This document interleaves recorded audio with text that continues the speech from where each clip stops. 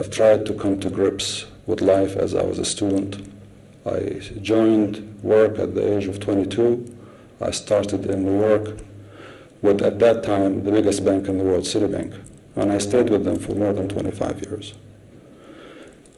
The one thing they taught me in business school, in finance, and I was the #1 student, I'm not saying that to brag, but I was the #1 student in finance, was your job as a CEO is to maximize shareholders' value. Your job as a CFO is to make sure the CEO maximizes shareholder value. And when you maximize something, you get into mathematics. You start to look at present values and future values and interest rates and discounted cash flow methods and all of these things, numbers that are supposed to maximize the present value, the shareholder's value. Well, all of these very smart people have destroyed the entire value system that we know. So what went wrong? All of them had MBAs from Wharton, Harvard, Yale, MIT. They knew math like you know the name of your brothers, sisters. What went wrong? How could they destroy the entire value system instead of maximizing it? Well, it's very simple. They didn't understand value. Their concept of value was basically purely mathematics, and they forgot about ethics almost entirely. Maximizing shareholder value has had no component of ethics, of the ecosystem, of life itself. What is the present value of somebody that will be born in 1,000 years from now? In mathematics, he is worth nothing. But in reality, that somebody could be me and you, because 1,000 years ago, somebody could have asked the same question.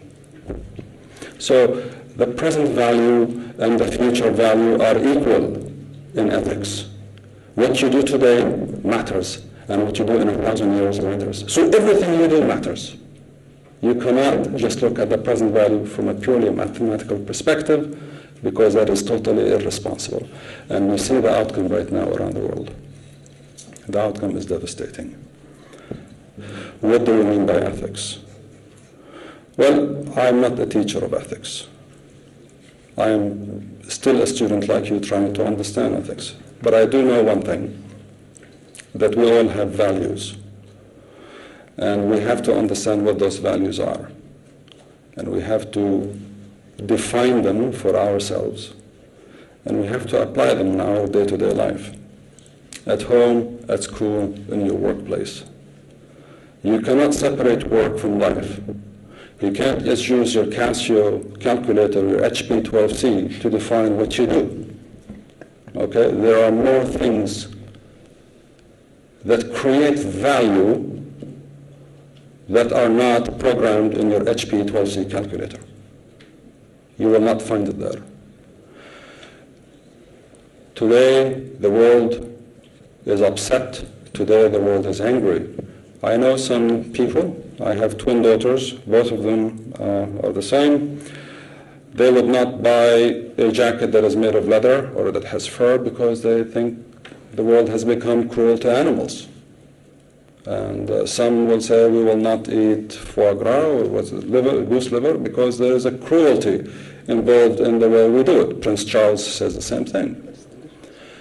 There are some people who will not buy certain goods and services because they think the providers of these goods and services have basically abused nature or abused people to provide these goods and services. So the world is becoming aware.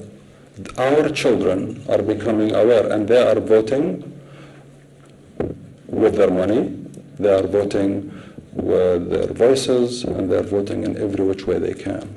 So I'm suggesting that in the business community, we need to catch up with that, because those young people don't subscribe to what we learned in school 30 years ago and 20 years ago.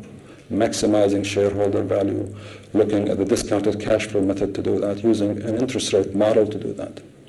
They are asking for something different, and they are calling for it. And in the business community, we have to understand that, and we have to factor this into our business model. Otherwise, we will lose them as customers. And I think that's the future trend that we are seeing. So bringing a human definition and a human dimension of value definition is very important to our business. I will give you now a little bit of a marketing pitch about the institution I work for, Abu Dhabi Islamic Bank.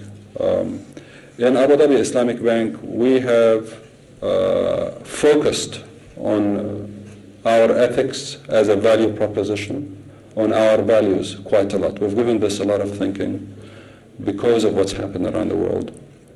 And we brought the following 5 values.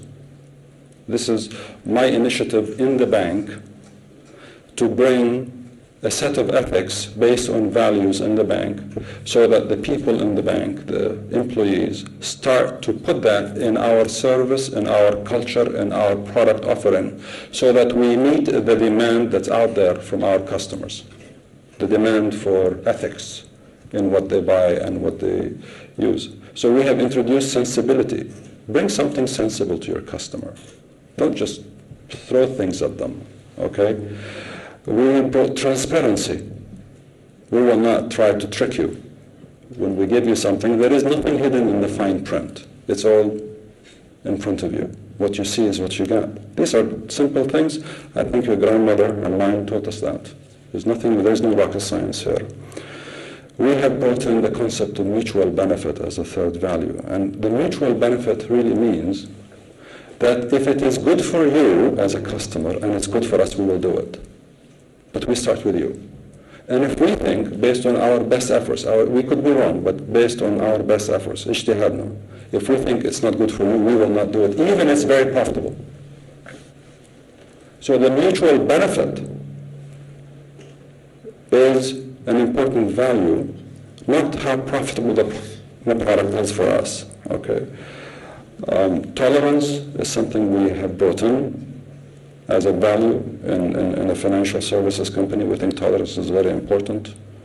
I don't mean by tolerance of gender and nationalities in the workplace. We take that for granted. We're supposed to do it. Saying tolerant with the customer.